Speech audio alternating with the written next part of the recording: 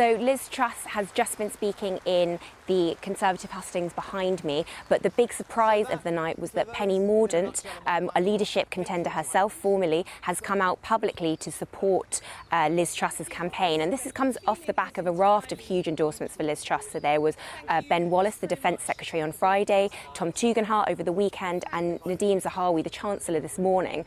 Now, Rishi Sunak has always said this weekend that the focus for him was to focus on members rather than MPs, but obviously it's a dramatic timing. He's actually on stage speaking right now. I've been told that his campaign wasn't aware of this big endorsement.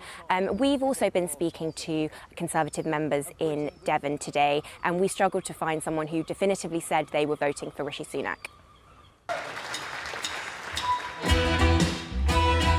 The soundtrack in Sidmouth today, folk.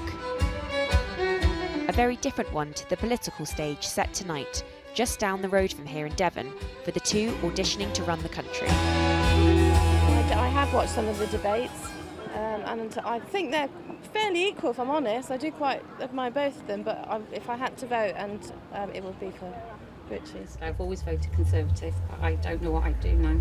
I don't think I'd vote. Ballots have already begun to arrive on the doorsteps of members of this Conservative association in Newton Abbot.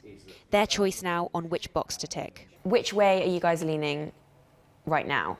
Which candidate? As Liz Truss seemingly pulls ahead in recent polls, a tweak to Rishi Sunak's income tax promises today, a pledge to reduce the basic rate by 4p within 7 years. Wow, everyone. I think tax cuts, meaningful tax cuts, in the near future. A lot of people are struggling.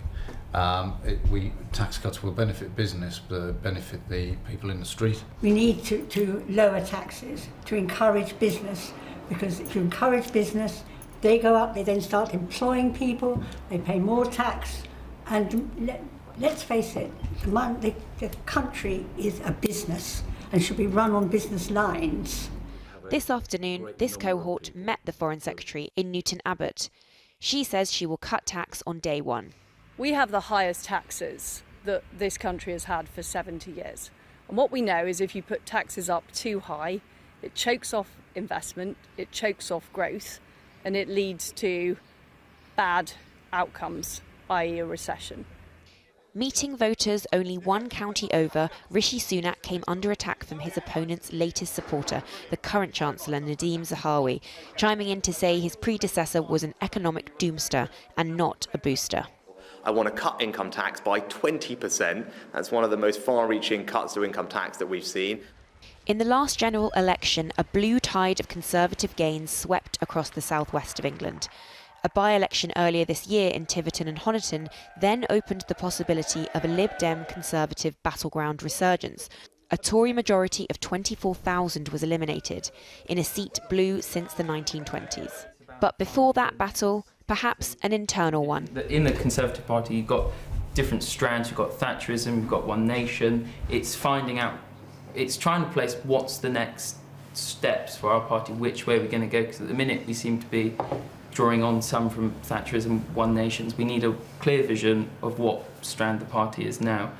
This group of members will be watching the candidates tonight in person and voting by post.